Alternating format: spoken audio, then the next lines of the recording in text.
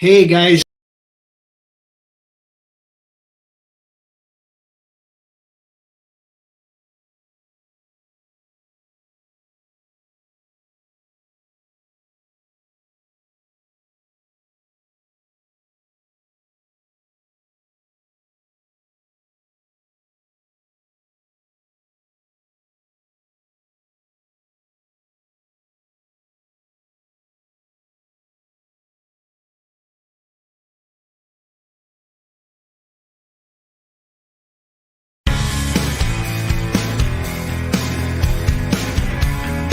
You know what really grinds my gears? What the hell is wrong with you? What the hell is wrong with you?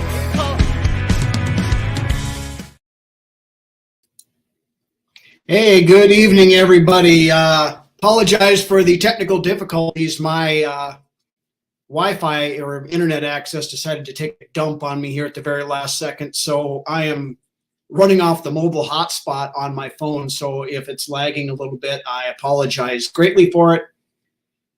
Good evening, Anthony, Raymond, My Worthless Opinion, Josh, Dave, everybody out there, Ant. Welcome again to another episode of Ryno's Rants. And we got a little bit of stuff to talk about. Good evening, Nick. Before we get started on the main stuff of the show, just came across here within the last 45 minutes or so, Dalvin Cook's got a new team. Apparently he is signing, according to Adam Schefter, he is signing a one-year deal with the New York Jets. Rumored to be upwards of $8.6 million. So he apparently held out and got close enough to what he wanted. So he will be joining the Jets in very short order, the way it sounds. Beyond that, a couple other tidbits from the Vikings side of things. They signed former Cardinals linebacker Tanner Vallejo today. It's more of a special teams guy. And they waived linebacker William Kwenku with a injury designation, which, he got hurt in the preseason game on Thursday. So my guess is he'll be clearing waivers and probably coming back to the team on injured reserve. As of just before I came on here, I hadn't seen anything where that has happened yet, but I assume that it will. Then, of course, after the game on, I think it came out Saturday, Skull for Life, good evening. This had been rumored a while back, but Saturday it came to fruition. Kareem Hunt came to Minnesota for a visit. I don't know if this is just doing their due diligence on stuff or if they were not happy with how the running game performed outside of Ty Chandler in that first preseason game or what the deal is. But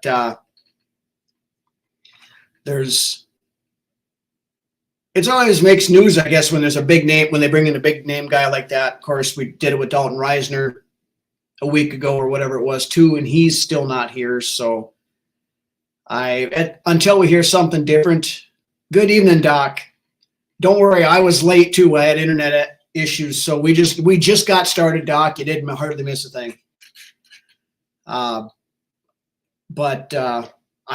Until we hear otherwise, I think the Hunt thing was more of a doing their due diligence type stuff than anything of a pending signing. Now, that being said, if preseason game, if they have the joint practices this week with the Tennessee Titans, and then we played Tennessee this weekend. Now, if the running game fails to show up like they did last week, then there might be a little bit more cause to go out and sign a running back. I was really disappointed in DeWayne McBride. I expected him to have a better game than he did. I mean, he really didn't do much to impress at all. Now, Ty Chandler, on the other hand, I thought he looked very good. He was quick. He was hitting the holes, following his blocks well. I think what he have 11 carries for 40 some odd yards, and then had another 40 yards worth of receptions too, I believe it was. So a good night for Chandler. I mean, he's definitely trying to stake claim to that RB2 spot. And McBride and Hall will improve against Tennessee. I hope so. And we can talk about Jaron Hall a little bit while we're at it here too. Pretty underwhelming performance, I guess, by Hall. Didn't have a ton of opportunities either, and he's playing again behind that fourth string offensive line, which was hot garbage. He looked a little tentative and got spooked a little bit back there, with the rush in his face. A couple of times I think he threw the ball away too quickly, but he's a fifth round rookie in his first NFL live action. You can't expect a whole lot from him. So I know there's some people on Twitter or X or whatever you want to call it now, that were ready to cut his ass already after the first preseason game. Of course, we all know that nobody overreacts on the Twitter machine. So Thomas, good evening. Do you think the holdup on signing these players on visits is the Vikings are waiting to sign Jefferson or TJ first? I think that might be part of it. I have heard from a couple of different sources today that they might be getting close on a TJ Hawkinson extension. Now, of course, Hawkinson has been kind of out of practice and whatnot. He did the walkthrough over the weekend, but he hasn't been doing anything in pads. And KOC was non-committal on whether or not he would get, much time in with the in that joint practice stuff this week. But apparently he had some sort of an ear infection or something like that and got a little vertigo out of it or something to that. So they're being cautious with it and, making sure they get him straightened back out before they put him out there with a chance to, he's too important to the team to get him hurt in practice because he's a little off balance and lands wrong or something like that. Young mobile quarterbacks instinct is to rabbit if things don't look like what he's used to. That's true. Worthless opinion. And of course, even backups in the NFL is not what he's used to seeing at BYU. So overreacts to the first one. Oh no, the sky's falling. Nobody does that, Dave. Come on. We all know that everybody on Viking social media is calm, level-headed, and has well thought out responses to things that happen. Nobody overreacts to anything. Skull for life. Saw a post that Reisner was urging the Vikings to sign him. I hope that's the case because I wasn't too impressed with our interior offensive line in that Seattle game. Ed Ingram was the only quote-unquote starter that played, and didn't think he looked all that great in the time he was in there. I think his pass blocking grade was like a 46 or something in that PFF ranking down. It wasn't good, but I know when KOC was talking about him, he kind of sugarcoated it a little bit, made it sound a little better than it was. But Doc, balance is key. You got no balance, you're going to get hurt. Absolutely, which is why they need to make sure that Hawkinson everything is copacetic before they let him back out on the field. Looking at you, Ed Ingram, yeah, that's Ingram's got to show me some more. You bring Reisner in, you put Cleveland over at right guard, put Reisner in at left guard, and Ingram can sit back there and learn, or if he can play well enough to beat out Cleveland, great. but should have given Jackie Chan a chance. Yeah, that was another one that happened. Chan got released this afternoon. They picked up another offensive lineman. I forgot. I had it written down someplace, and I forgot to put it on my notes beforehand. So if anybody remembers the name of the guy they signed this afternoon when they karate kicked Jackie Chan off the roster. Reisner wanted the Vikings to draft him when he came up. The Vikings almost did draft Reisner. It was down to between Reisner and Garrett Bradbury. Yeah, Chinocchio for thanks, Ant. Yep, that's the dude. Again, another camp body there, I think, but they're playing the musical chairs with the depth there to try to find somebody that can play in the backup role. They signed Obi-Wan Kenobi. No, we already have Obi-Wan Kenobi at running back, so can't use that nickname on that one there, Nick.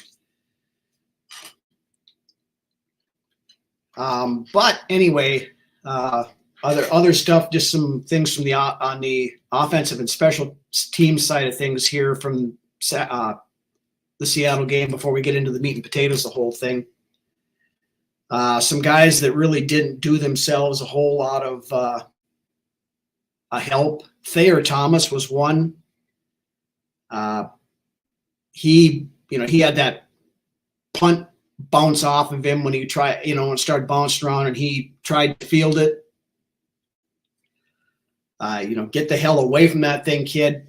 You're, cost us on that one. Again, we mentioned Dwayne McBride. Didn't look so hot. Third down offense in general wasn't very good, especially later in the game. How did Brandel look at guard? He looked okay, I guess. Like I said, the interior of the offensive line really didn't do a whole lot to impress me of anybody that was in there. Vidarian Lowe, I thought, did okay the time he was out there at tackle. Dan Henneman, good evening, Dan, if I didn't say so already. Put Reisner on the right. He played right tackle in college. Think the footwork would come back. Ezra wasn't good on the right. Yeah, I mean, Reisner played mostly left guard in Denver. I don't care which side you put who on. I just want the best players that we can get available in those positions so that Kirk's not getting his ass handed to him every time because he can't step up in the pocket because there's no spot to step up to because these guys are getting pushed back into him all the time.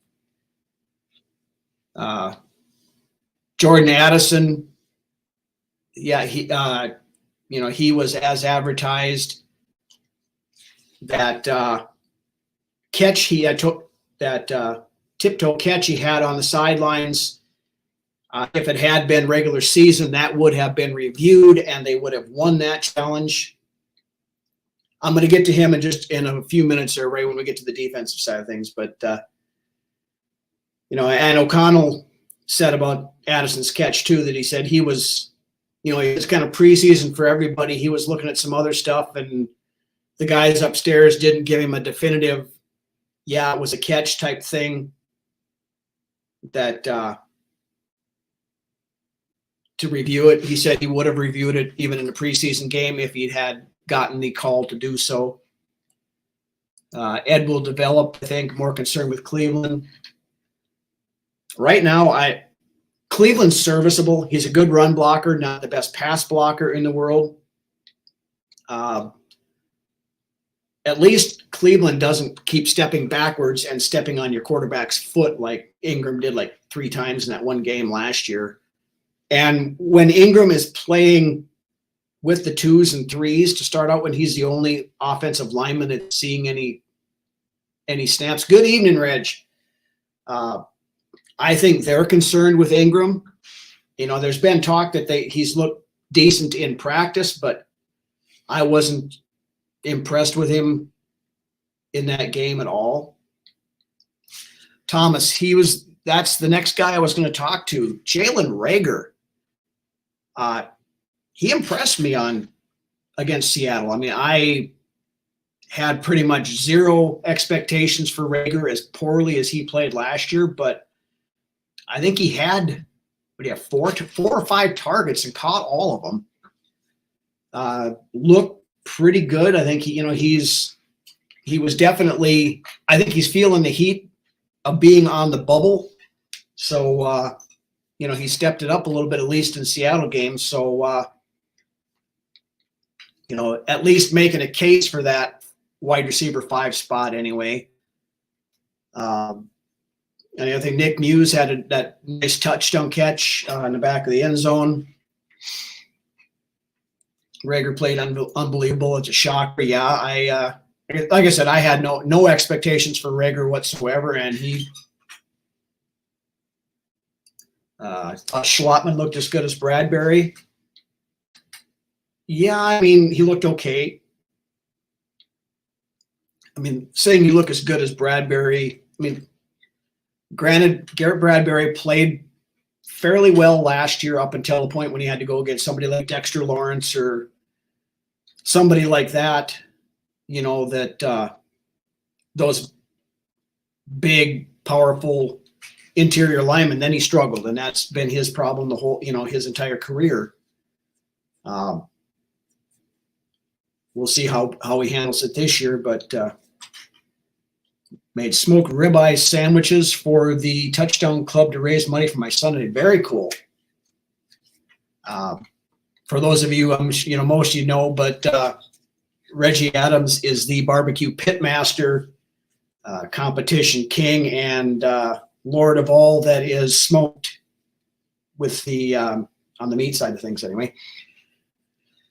So yeah, one of these days, Reg, we got to have a barbecue up here. But anyway, on to the, as we call, since we're talking about barbecue, the meat and potatoes of the show tonight. Are we seeing a return of the defense? That Seattle game, the defense, I thought, especially the guys that started, which would be the second teamers and into the third teamers, I was impressed. One of the most impressive, as I think Ray brought it up earlier, was Luigi Vallon. That kid came to play against Seattle. He had, 3 quarterback hits, had a sack, that forced fumble. Definitely making a case to secure one of those backup spots behind Hunter and Davenport. I thought Vallon, played pretty well last year, and the few times he got in. So I'm intrigued, I guess, by what he can do if he can continue this on. I think he gets himself a roster spot. Anthony, as of course, we've been talking this kid up ever since we got him as an undrafted free agent. I was in favor of drafting him. On my board, I kind of had him as that 3rd, 4th round pick even. Ivan Pace Jr., that kid is a freaking heat-seeking missile. He was all over the place, powering up into the holes. I got a little too low on that one play, almost got bent over backwards, but still made the tackle. Couple of issues in pass coverage, but that's never been his strong suit anyway, so we kind of expected that. I think we're going to hear his name more often. I completely expect to see him. He's going to get significant playing time during the regular season. I fully believe that.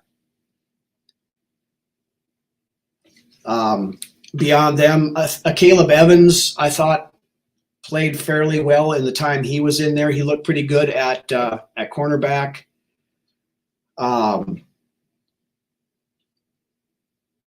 Najee Thompson on special teams, I forgot him earlier. He did a pretty good job, I thought.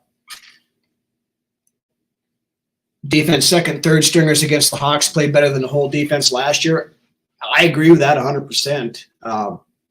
The run defense, I was very impressed with. in the first half anyway. They were plugging the holes. They weren't getting, I didn't look at the numbers, but couldn't have been more than 2-3 yards a carry that they were averaging in that first half.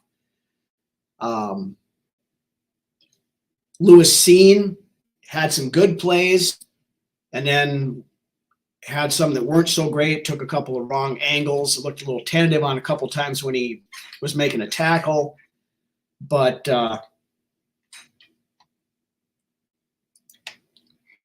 Booth had a hell of a week at practice. Be interesting to see what he does this game. Knows his clock's ticking. Yeah, Andrew Booth was another guy that did himself no favors in the Seattle game. He gave up that long touchdown right off the get-go in the second half. Good evening, Justin. The Andrew Booth experiment might be. I don't know that they cut him this early unless somebody else outplays him to a point of the roster spot. But for a guy who they were supposedly going to count on to possibly be a starter, to not see any action until the second half of the first preseason game, that's kind of telling. Hopefully Booth isn't Mike Hughes part 2. The thing with Mike Hughes was fine until he got hurt, and then he never was quite the same after that. Honestly, I think Booth is trending into that Cameron Dantzler type territory with the, just kind of disappointing and not showing up when he should be showing up. A couple other things. Jalen Williams had that nice one-handed interception off of Drew Lock. I think it was tipped at the line a little bit, but made a hell of a play on it. I think of what else we had here. Andre Carter II got his first action. Had a couple of decent plays. Didn't show out a whole lot, but here again, he just got activated off the PUP list earlier in the week, so not expecting a ton out of him on that first game. Now, this week against Tennessee, I expect him to play more, and I expect him to have more of an impact, I think, than what we saw this past week. Troy Dye at linebacker. I know Lance has been saying this for the longest time on the main show. About done with the Troy Dye experience also. He got burned pretty good by former Viking Brian Koback on a couple of plays there in the second half. Jawan Williams earlier on had a nice pass breakups, and coverage looked pretty good with him. Booth is trending Treadwell territory, but I'll give him another year. Yeah, I think he gets this year, Dan. Beyond that, all bets are off. Now, if he doesn't show anything in the next 2 preseason games or the intramural practices they're having here, then all bets are off. I mean, he's not safe on the roster, I don't think, right now. I think Metella is going to have a big year. Yeah, I expect him to get quite a bit of time too, Ant. He's special teams ace, and the defense, the coaching staff is seeing something in him that they've been talking him up all off season. So, I don't think it's a foregone conclusion that he may get some run with the ones once the season rolls around. It's if not, there are going to be a lot of rotation stuff trying to keep those guys fresh back there. But like was mentioned earlier, just the fact that the defense themselves, I mean, they were, there wasn't a whole lot of vanilla. And we know getting beat by a slow UDFA doesn't help his confidence. No, it doesn't. But with the defensive side of things in general, the transition from the Donashell pseudo prevent defense into the Brian Flores style. Just, there was even a point in the second half, I believe it was later in the game, where Flores is still dialing up blitzes and all this stuff, and Pete Carroll had kind of a look on his face, like, what the hell is this guy doing? It's, late in the game of the first preseason game, and he's still blitzing and throwing all this stuff at him. I mean, if we're doing that in a meaningless preseason game, I am very intrigued to see what he's got lined up for the regular season. Need to start a GoFundMe for Ryno to get a new chair. What's wrong with my chair, Doc? It's maybe a little bit noisy, but it's comfy. Metellus going to battle for snaps. Kid's a smart player. He is. He's a good leader as well. I mean, not too often you're going to get a backup and a special teams guy that gets the captaincy in week 13 after one of your other captains goes down.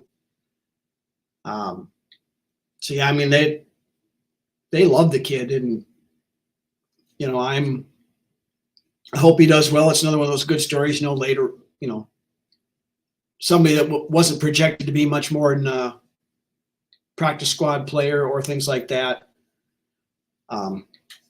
Zero blitz first play of week 1 wouldn't surprise me one bit. I mean, especially if Baker Mayfield is starting for Tampa. We all know you get in Baker Mayfield's face and he's going to fall apart in a quick hurry. And if Kyle Trask wins it, we don't know what the hell what they got with Kyle Trask, but a second-year guy starting his first NFL game at US Bank Stadium, I don't see great things happening there either. So want to see the starters on defense now after that game. I do too, but I don't want to see them in the preseason. There's just too much risk. We don't have a ton of depth at some of these positions on the defense, so I don't want to risk getting those starters dinged up, in a preseason game that means nothing because they're already secured in their spots. Using these last two just to find out who you've got for depth players and who's going to make the team and who's going to make the practice squad. Find out what we got, because there are some areas of concern yet. I think. I said I was very impressed with how the second team, which would have been the starters in this game, defensive line played out. Now, granted, Kiros Tonga did play for a little bit, but that run defense last year was horseshit and looked good at least this game. And again, I'm not going to pull an ESPN. I was listening to ESPN radio, their Sunday game day yesterday when I was coming back home from the lake, and they're talking about the preseason games, and they come out and say, now you can't overreact to what happened in the first week of the preseason. Then they proceeded to overreact to everything that happened in the preseason for the next 30 minutes. So week 1 on a full chamber, no starters till then. I agree with that, Reggie. I don't want to see Justin Jefferson, TJ Hawkinson, Kirk Cousins, Alex Madison, Darisaw, any of those guys anywhere near the field with pads on until week 1. Defensive side of things, again, Danielle Hunter, no. Harrison Smith, no. Byron Murphy, no. Asamoah, they said, is dinged up a little bit. KOC has said that if the Seattle game had been a regular season game, Asamoah would have played, but they didn't want to push him back and, risk aggravating his injury or whatever he got going on there. But yeah, with that, like I said, this I had high hopes for this defense to start with, but now after, and I'm not, again, I don't want to overreact to what we saw week one, but just the aggressiveness I saw from that defense, it's everything that we were hoping we were going to get. And, it bodes well for what we're going to see coming forward. Now I want to see more of that this week coming up. But if you guys have not done so, I know most of you guys have, if you're watching the show later, make sure you hit the like button, hit the subscribe button, so that it helps out the metrics on the, for the show and everything like that. Really appreciate it when you guys join us every week. Need to have Ryno give me some talking points. Yeah, just write them down. Take whatever you need, Justin. I know you got your show coming up here in a little bit later. That's another thing.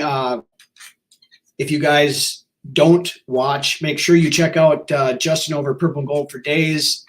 What do you go on tonight, Justin? 8 o'clock. But also, their full line of shows he's got going over there.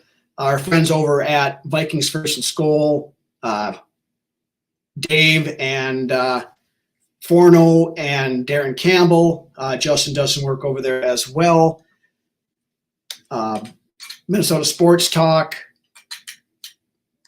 Vikings Report with Drew and Ted. Make sure you guys follow, watch all those guys. The podcasting and content creation family here for the Vikings. I said it ever since we started. When one succeeds, we all succeed. So make sure you like and follow all those guys as well. I know they appreciate it as much as we do.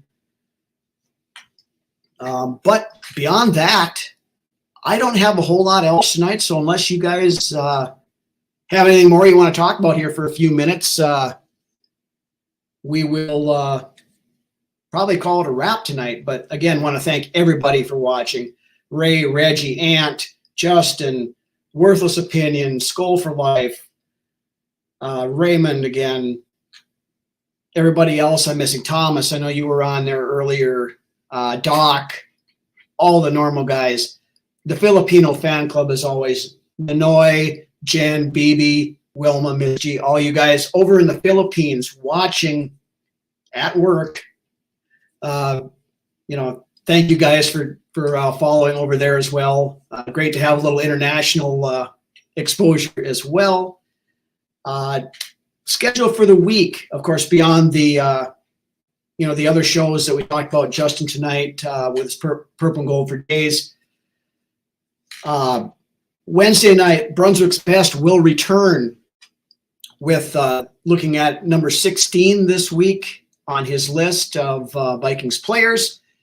And Friday night, 6 o'clock, we are planning on going live to preview the game against the Tennessee Titans and have all the latest from the joint practices and any other good stuff that happens between now and then. So make sure you check that out Friday, 6 p.m. on the YouTube channel. And with that, you guys have a good rest of your Monday, and we will see you Wednesday and Friday. Skol Vikes, and have a good one.